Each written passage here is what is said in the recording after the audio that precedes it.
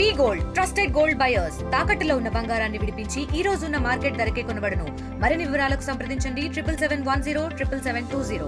GVL Narasimha Rao sir పెట్టిన ఈ సంక్రాంతి సంబరాలు ప్రోగ్రాం ఏయూ గ్రౌండ్స్లో ఘనంగా జరుగుతున్నది. ఆ ప్రోగ్రాం భాగంగా ఒక financial literacy, financial outreach, cyber security and cyber crimes మీద ఒక ప్రోగ్రాం జరిగింది. RBI, SBI, union bank of India ఇంకా చాలా బ్యాంక్స్ నుండి సీనియర్ ఆఫీసర్స్ ఈ ప్రోగ్రాంలో పాల్గొన్నారండి. మన సైబర్ క్రైమ్స్ వల్ల మనకు ఎటువంటి థ్రెట్ ఉంది, ముప్పు ఉంది, సైబర్ క్రైమ్ జరగనీయకుండా చూడాలంటే ఎటువంటి జాగ్రత్తలు పాటించాలి, దాని గురించి వివరంగా చెప్పడం జరిగింది. మనం అందరం గుర్తుపెట్టుకోవాలి, సైబర్ క్రైమ్ జరగకుండా చూడాలంటే మనం ఏ నంబర్ నుండి ఫోన్ వచ్చినా అనుమానించాలి, ఏ మెసేజ్ వచ్చినా అనుమానం ఉండాలి, ఏ లింక్ కొట్టమని చెప్పినా అనుమానం రావాలి. మనం ఆలోచించకుండా ఎటువంటి మెసేజ్ కానీ, ఫోన్ కానీ, లింక్ కానీ మనం నమ్మకూడదు. మన అందరికీ పెద్ద పండగ సంక్రాంతి పండగ సంప్రదాయబద్ధంగా పాటిద్దాం.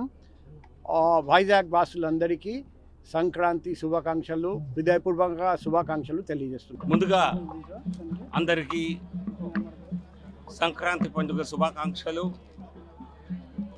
విశాఖపట్నంలోని ఆంధ్ర యూనివర్సిటీ గ్రౌండ్స్లో గత సంవత్సరం లాగానే మహాసంక్రాంతి వేడుకల్ని పెద్ద ఎత్తున, భారీ ఎత్తున నిర్వహించడం కోసం ఏర్పాట్లన్నీ చేయటం జరిగింది. ఆ మహాసంక్రాంతి వేడుకల్ని ఈరోజు లాంఛనప్రాయంగా ఈరోజు ఉదయం ప్రారంభించడం జరిగింది. ఈసారి పెద్ద ఎత్తున సంప్రదాయ వినోద కార్యక్రమాలతో పాటుగా ప్రజలకు అవగాహన కలిగించాలి. ప్రజలకి ముఖ్యంగా ఆర్థిక సైబర్ నేరాలు ఏవైతే జరుగుతున్నాయో వాటి నుంచి ప్రజల్ని కాపాడాలి అనేటువంటి ఒక ఆలోచనతో ఆర్థిక అవగాహన సదస్సును కూడా దీనిలో భాగంగా ఇక్కడ నిర్వహించడం జరిగింది.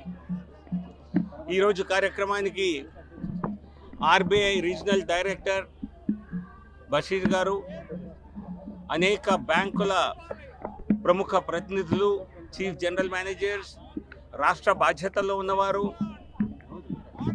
అలాగే మన Visakhapatnam commissioner of police Bakshi గారు, వీరందరూ వచ్చి ఇక్కడ ఈ ఆర్థిక అంశాలపై, ఆర్థిక నేరాలపై, ముఖ్యంగా సైబర్ క్రైమ్స్పై వారి యొక్క ఆలోచనలను పంచుకోవడం జరిగింది. ఈరోజు సిపి గారు చెప్పిన విషయం వింటే గగుర్పాటు కలుగుతుంది. సైబర్ మోసాలన్నవి స్థానికంగా జరుగుతున్నాయేమో అనుకుంటాం, కానీ ఇది ఒక ఆర్గనైజ్డ్ ఇంటర్నేషనల్ క్రైమ్గా